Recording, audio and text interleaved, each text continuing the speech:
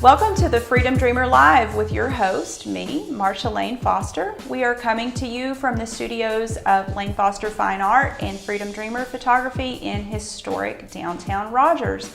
Thank you for being with us here today. We're going to talk with our guest here in just a moment, but before we get to that, I want to talk about our sponsors. We have several sponsors who have so graciously decided to help us make our show today. So I want to go through my list of sponsors. Mary Barrett with Cruz Brothers, thank you so much for making this possible. We have a certified health coach, Jeremy Carpenter. We have Cindy Johnson with Eccentrics.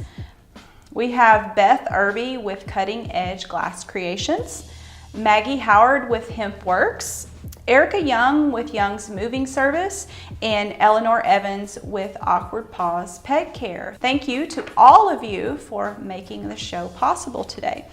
So here on our show, we talk about the things that I'm passionate about. One of those things, I would say the most important thing I'm passionate about is art. So that's why we have Angela Teeter as our guest today. So I want to welcome Angela to the show. Thank you for being here today. Thank you for having me. It was so kind of you to take time to come and sit with me and talk about art. I'm happy how this worked out. Me too. I didn't expect to be doing this a week ago. So it's kind of like, we were talking about public speaking. It's best when you do things on a whim and yes. It's from the gut, and it's more natural. Right. If you'd had a month to plan it, you would have freaked out. I probably would have canceled on you. Oh, no, you can't do that. I know.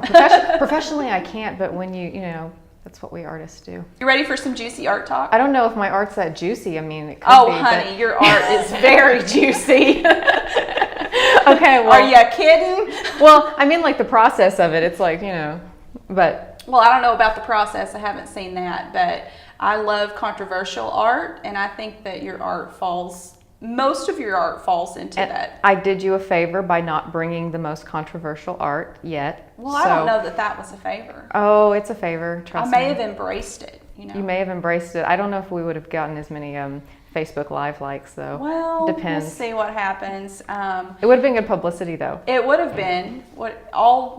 It's all good. It's right? all good publicity. All good publicity. I'm learning to embrace that this year. I'm learning to embrace that. Yes. Yeah, you've got to not be afraid. You can't be afraid. You have to be you and put it out there. Yeah. On that note, tell us a little bit about yourself personally. Man, what do you want to know about me personally? Whatever you're willing to tell us. Okay, like the facts, like the fact that I'm a chick that lives in Rogers and yes. works from her home. Yes. Okay. So you're a full-time artist. I'm full-time right now. I help with family. And the art is something, obviously like most artists I've done my whole life. I've been working what I would consider professionally since before I graduated college. I've always been very passionate about selling my work. Ideas, come to me all the time. I work from my studio home in Rogers. Mm-hmm. I create at night whenever I can. Is that your best working time? Oh my gosh, I don't get any sleep. I'm a total clown. It's going to be either early in the morning or late at night usually. Less distractions? Whenever I have a solid 4-hour period where I don't have any distractions, that's usually when I work the best. I like 4 or 5 hours, where I shut my door, there's nobody around. I should solitude. Try that. Absolute solitude is good for me, Yeah. I don't mind having people watch me work, but I'm really. They just need to be quiet. Yeah. I'm a recluse. That's really what I'm saying. Is I'm a. You're an introvert. I am an introvert. Okay. I'm an introverted extrovert. I love people, but I've got to have. That's possible. It's like my ratio is 2 people days a week, and I've got to have the other 5 days alone. That's interesting. I need to think about my ratio and come up with that. But you can love people so much more on those 2 days if I get those, if you have the 5 alone. Yeah. Or at least that's how it works in my world. Well, that's your balance. Yeah. So you mentioned going to college. Mm-hmm. So did you go to art school? I did. I studied art in college, and that was really my main focus. I had several other minors that I didn't, earn a degree in. I switched my major a million times. So what is your degree? My degree is just in art. Okay. That's it. I have a BA in art. I studied some radio, media, news, marketing, things like that. I actually studied health and fitness. I thought about going into that. I could see you doing that. Yeah, I really, and I love that because I'm a runner. I'm an athlete on the side. And I think that really is one thing that helps keep a balance for me, especially if you're going to be in a place where you're alone working all the time. Yeah. I have to have some sort of outlet. And that also, running allows me my solitude too, you know, because you can burn energy off and it detoxes your body. And then I can just go back and think clearly. Well, I found personally that when I exercise, when I'm walking, running, or riding my bike, that I get lots of ideas during that time. Yes. So there's something about that serotonin release or the chemicals that come when you exercise that turns on that creativity. At least that's how it works for me. Yeah. Yeah, absolutely. And I mean, it's a lifesaver for me. So I decided not to go into that profession because, you know, in one of my classes I had to draw blood, and we don't go there. That was the end of it. That ended all those courses. The end of the world as you knew it. That was the end. That was the end of I nutrition. Almost sang it. Yeah, no, you totally can sing it. I'm all about cheesy music, you know. But no, that was the end of all, you know, earning any sort of nutritional degree. It was just out after the blood thing. I mean, I can't do that. I love red; it's my favorite color. But when it's blood, organic and right. I just can't do that. I hope I'm not totally creeping out some of our people. Oh no, my tribe gets it. My tribe gets it. So on the subject of art school, because I didn't go to art school, and in the past few years I've been kind of getting into the world of being a professional artist. You are. It's your right. You are. Thank you. Thank you. I love that. It took me a long time to be able to say I'm an artist. And there's also a difference between saying it and believing it. And so at first I started saying it, and I said it until I began believing it. And now that's how I identify. Yeah. But it was a road to get there. So that being said, do you think that it's necessary to go to art school to be a professional artist? I think it does you justice as an individual. You know, nobody should measure themselves next to other people, right. You know, but you should, but you shouldn't. You shouldn't let it pressure you to be where they're at, but you should also use other people as a measuring stick to where you want to be. You know, keep going forward. Always want more. Use it as a catalyst. Exactly. Use it as a catalyst. But I would suggest having some sort of training, even if it's not at a university. And you know, here's the thing, like I went to college late. I waited to go to college. I didn't go to college right after high school. Okay, I didn't know that. I was burnt out. I didn't want to do anything. I was, you know, over school. I wanted to sit alone and draw. You know, that's what I wanted to do. I wanted to play with my stuff and everybody leave me alone, and I'm not ready to go to college yet, you know, and I was in a place where I could. So I took a year off. And you know, what I did, I really felt like I was ready when I did it. And it could be like my scenario, it could be a year, it could be 5 years. Whenever you're ready to start training, you'll know it, you know, because it'll be a very intense desire, like I'm ready, I want to start doing this, I want more from my work, I want more depth, I want more dimension, I want more intensity, I want more, you know, color, I want more, if, you know, whatever your medium is. And that could look a lot of different ways. That Absolutely. could look like college, that could look like maybe even trade school or workshops or courses. Yeah, local workshops, courses, whatever it is, just go where you have good training. That's the thing. I love that. Go where you have good training and do get it. You know, don't just stop where you're at. That's something I regret. If I regret anything, I did really well with my senior exhibit when I graduated college. And where did you go to college? I went to University of Ozarks in Clarksville. Okay. They have a great art program? They do. They have wonderful professors. You know, what their Ozarks strength really is teaching you how to develop a strong portfolio and identity as an artist. You know, they don't do fancy digital arts or anything like that, but they have a good fine arts program, you know. And that school, what it really did for me is pushed me to develop theme, style, things like that. You know, I wouldn't have... You grew up as an artist. I grew up as an artist, yeah. Oh, but that community there really developed me. But you know, just go forward. What I did was I graduated college, and I did what everyone did. I was ready to get out of my hometown. I moved to Northwest Arkansas. And I just let my work kind of sit for a while. You know, it was like, woohoo, I did it. You know, for 5 years, I didn't continue my art education. I didn't gain any skills.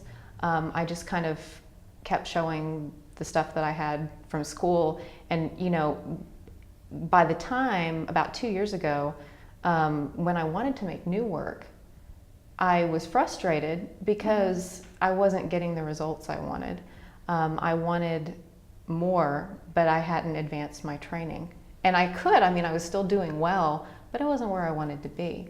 And so you'll know. And you know, whenever you know, just find somebody who's got what you want, and humble yourself and listen to what they have to give. You know? I love that.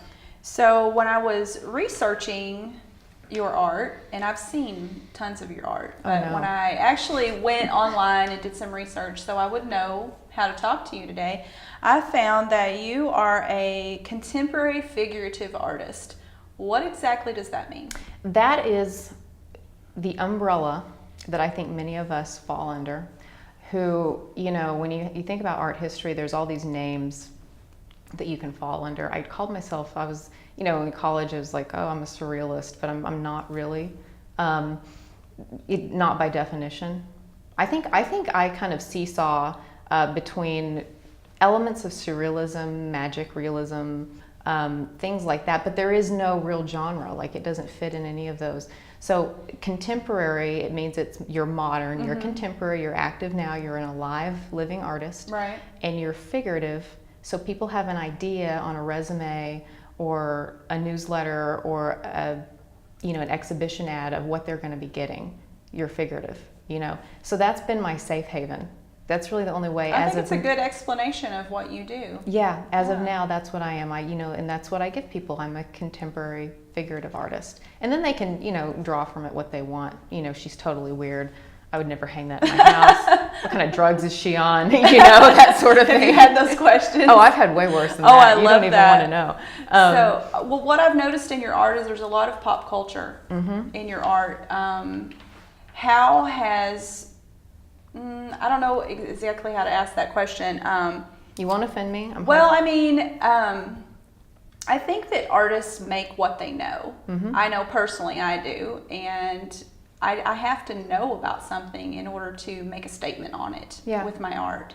So, for instance, your pieces that have brand names in them, what does that mean? Why are you pulling these brand names in this pop art to be an element in your art? I will tell you, I really went on the brand name kick from ages 20 to 25. That's when most of that was created. And that was, I grew up, I'll tell you, it's become a brand name thing now. I've really expanded that whole sort of, basically what Andy Warhol did. You take a brand name and you make it into art, or you combine it with art, you make it narrative. Is what I attempt to do. That started out with only food brand names. And that was a part of my senior exhibition. And that was what really drove that was, I've had a 15-year struggle with an eating disorder. And also, the way I grew up, the way I guarded my own worldview, morality, struggles, questions, things like that, the human condition. I was a very philosophical person aside from being... You are a very philosophical person. I will blah, blah, blah, blah, blah. It's one of the things I love most about you, actually. I try and finish sentences and not, in complete thoughts. I change them a lot, but I do complete thoughts. But, that who we are, why we're here, and living with an eating disorder. So it was like these two themes of food and morality overlapping. It is, it isn't, it is, it isn't. And so I started to kind of combine those two together, and somehow, this, like McDonald's and Wendy's stuff came out of it, and they can't make up their mind if they love or hate each other. So, that's I've also noticed, and this is another reason I identify with you and your work, that most of the subjects of your work are women. So why is that? How has that evolved? You want the truth? Sure. Women are easy to find to model. Really? It's our friend flattery. Okay. But no, it's true. It's true though. It's so much easier. Believe it or not, this is something weird. I've actually was discussing this with a friend of mine several months ago. It is harder as a woman artist to go up and have a man say, hey, will you model for me? It's easy for a man to do that to a woman, say, hey, will you model for me? And she's like, oh yeah, I'll model for you. But if it's a, you know, I was talking to a friend at the gym and I was like, hey, buddy, hey, you want to model for me? And he was just kind of like, I think that weird chick was hitting on me. You know, I mean, it's just really like Captain Awkward, or they don't want to, or it's just like, okay, well, I thought I was, you know. If you want some male models, I'm pretty sure I can find you some because I get offers a lot. I don't know why I get lots of offers for male models. Really? I do. Give them my card. I will start doing that. Yeah. I thought you had some like really deep statement on women's empowerment is female models are easier to find. So it's you know, and I have lots of ideas, and there are subconscious themes of women's empowerment. You know, that's true. And I know there is. I'm teasing. Well, and I'll tell you, I think as an artist, men paint women because they're beautiful. That's easy. I think women paint women because they live vicariously through them. Mm-hmm. You live vicariously through the character that you represent. And so a lot of, you know, the women I've painted and used, I've identified with in some way, whether it's cultural devaluation, whether it's, you know, kind of throwing yourself to the wind in some way or the other, feeling devalued, feeling consumed, feeling used. It's my way of getting it out of my system. And once I get something out of my system through creating it, I don't take it personally anymore. It's like it's gone. I have found that also in my work. You were once featured at 21C. I personally think that is a huge, huge big deal, and I would probably be shouting it from the mountaintops for the rest of my life if I got into 21C. But tell me about how that happened, what you exhibited at 21C. Well, honestly, it was just kind of being in the right place at the right time. You know, I got a connection, and I was able to be featured in 2016. What piece did you feature? It was the fast food series. It was it was more than one. There were three, and it was basically, you know, the Ronald and Wendy, the one that everyone has seen, the Wendy girl and the French fry women. Right. So, you know, and that did go together as a collective series, and it had its own cultural statement with it, and so it was, you know, it was really good because I had a lot of people check out my website. I had a lot of hits through email. And it opened a ton of doors for me. I bet. I mean, it did. It really did, and I'm grateful for that. That was a very good thing that happened. I'm sorry, I'm gonna scratch my face. We're so fortunate to have this kind of place for art to exhibit. Yeah. And they don't exhibit local artists very often, do they?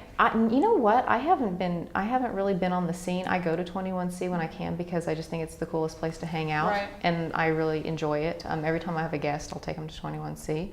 But I haven't, you know, I visit the downstairs galleries a lot, but most of the ones featured are from other areas. But I know that they do try and also support, right. You know, and regional rotate artists. their collection also. Yeah.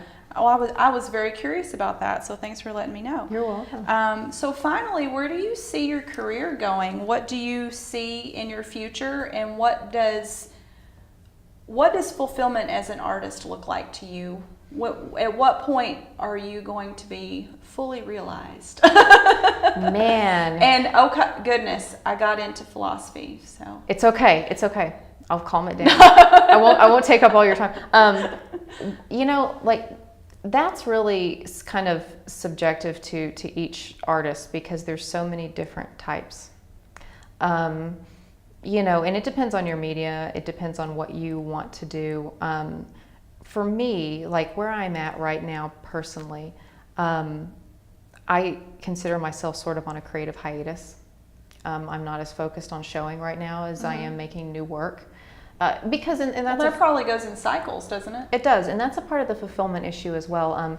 You know, I've done pretty decent with what I have produced, but there's a point when you want to grow. You know, you're at a different place in your life. You want to try new mediums. You want more, and so I'm aiming for that for the most part. I'm not in any hurry, really, right now to hurry up and produce anything. I think that's kind of there's an upside to that, but I think one of the holes a lot of creatives fall into is they will feel pressured, even if they don't, even if it's subconscious, they'll feel pressured from a community to produce. Yes. See that people will say that is success. Are you producing a lot? Are you producing as fast as your neighbor? Are you keeping up with the Joneses? Or you know what I mean? Mm-hmm. But that's not what's going to last at the end of the day. It's not what's going to last when you're gone. You know, you're making something that people are going to really remember you by. I love that. You know, and when you walk through Crystal Bridges or anything, you look at a piece of art. It might be the only one by that artist in Crystal Bridges. But it'll have a huge effect on you personally. It affects millions all the time. This is true. So to me, fulfillment as an artist is not that I make a ton of money and produce a ton of work within a month and I produced as much as my neighbor. My fulfillment is that my work is remembered, even if it's one piece, that it lives on and it's done really well. My focus is quality over quantity. You know, that's what's going to fulfill you, because people try and do too much too fast sometimes to fill that gap. But I have felt that in my art career is very short compared to yours. You know, I've only been in fine art for about 3 years, but I have really been feeling that lately, the pressure to produce, mm-hmm. because not that anybody has said anything to me, but you get tired of seeing your own old stuff. Oh, absolutely. And you think, just earlier today when we were getting the paintings out of the car, and you said, "Oh, everybody's seen that." Well, everybody and their dog. Everybody and their dog. Everyone and their dog has seen fast food. Not just everyone, but actually everyone hadn't seen that. When you showed in my gallery, there were so many people there who didn't know who you were, had never seen your art, were so affected by that. So I think we need to be careful and not fall into that trap of thinking self-criticism. Right, that self-criticism trap of thinking that everybody's seen our work and everybody's tired of seeing our work. There's millions of people in this world who have not seen our old work. Yeah, and you got to keep it rotating too. That's the thing, mm-hmm. is you got to push it out into new places. Push it out in new places, and that's actually been a recent venture of mine, is that realization. My thoughts are, be an asset to your community. Mm-hmm. Put it out there. Be a shining gem within your community. Help other people grow. Inspire other people. But give also back to your community. Yeah, give back to your community, but don't get stuck in your community either. Right. You've got to, and that's not really dissing the community. It's for your own growth as an artist, because there is always somebody better than you.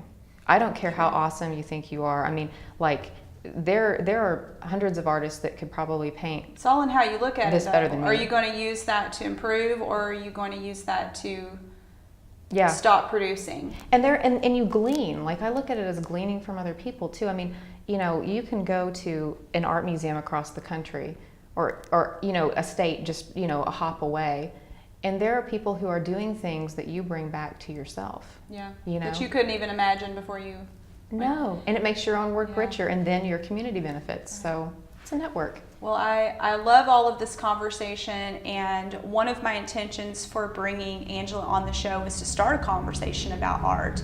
We have a vibrant art community in Northwest Arkansas, but I didn't know about that community personally until about 3 years ago, and I think there's a lot of people who we need to include, and this is my way of including you into my art community and my art tribe. So I want to thank you so much for being here with us today, for taking time to come and talk with us. Well, I enjoyed it thoroughly.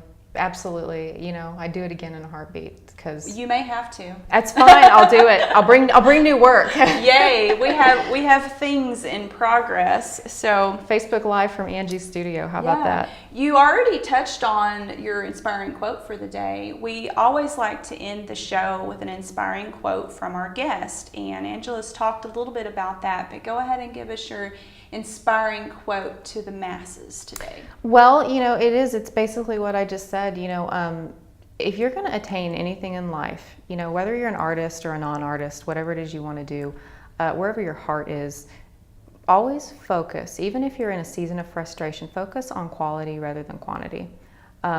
Never be in a hurry to attain anything, because what you're wanting will come to you, and it will be done well and it will be done right.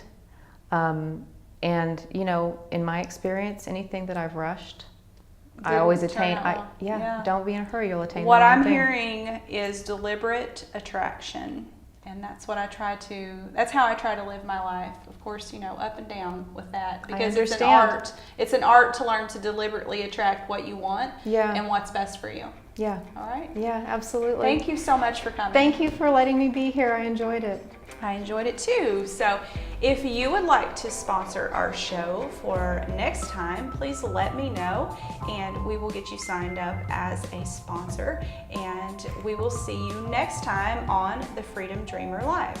Yay!